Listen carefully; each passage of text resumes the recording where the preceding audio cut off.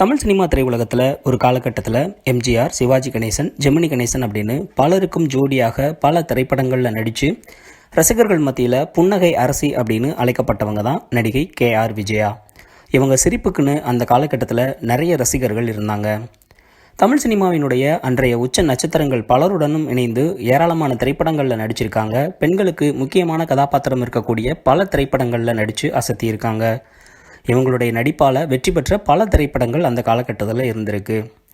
1960களின் காலகட்டத்தில் தொடங்கி இப்போ வரைக்குமே 500க்கும் மேற்பட்ட திரைப்படங்களில் நடிச்சிருக்காங்க. பல சாதனைகளை செஞ்சுருக்காங்க. நிறைய விருதுகளை வாங்கியிருக்காங்க. தமிழ் மட்டும் இல்லாமல் மலையாளம், தெலுங்கு, கன்னடம் உள்ளிட்ட பலமொழி திரைப்படங்களில் நடிச்சிருக்காங்க KR விஜயா. KR விஜயா மட்டும் இல்லாமல் அவருடைய சகோதரியான KR வத்சலா அவர்களும் சினிமாவில் நாயகியாக வலம் வந்தாங்க.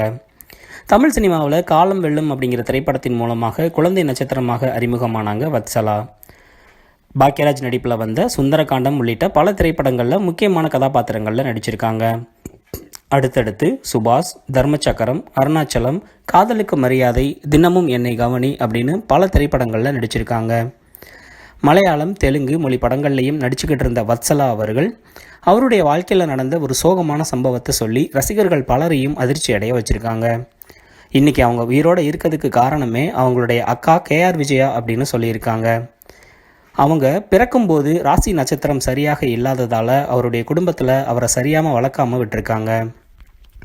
தாய்ப்பால் கூட அவங்களுக்கு சரியாக கிடைக்காம இருந்திருக்கு. அதுக்கப்புறமா ருமேட்டிக் காய்ச்சலால் பாதிக்கப்பட்டிருக்காங்க.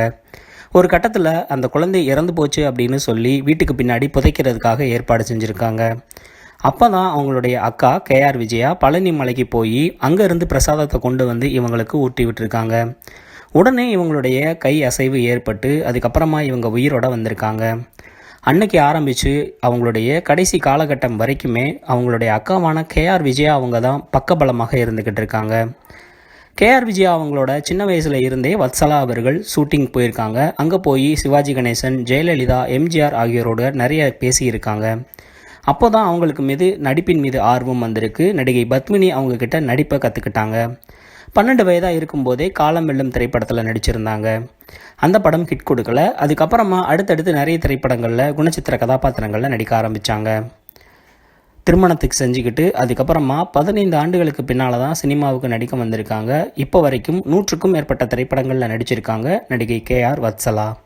இந்த நடிகை உங்களுக்கு தெரியுமா? இவங்களுடைய திரைப்படங்களில் உங்களுக்கு எந்த திரைப்படம் பிடிக்கும் அப்படிங்கிறத மறக்காமல் கமெண்ட் செக்ஷனில் வந்து சொல்லுங்கள்.